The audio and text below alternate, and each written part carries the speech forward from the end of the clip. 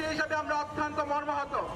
আমরা এই বাংলাদেশের যারা রিমান্ডে আছেন, আমরা চাই আমাদের কিশোরগঞ্জ উত্তাল, আমাদের কিশোরগঞ্জে কখন তাদের জন্য আজকে আমাদের এই মানববন্ধন দিয়ে আমাদের বঙ্গবন্ধুকে বিশ্ববিদ্যালয়ে ডাক্তার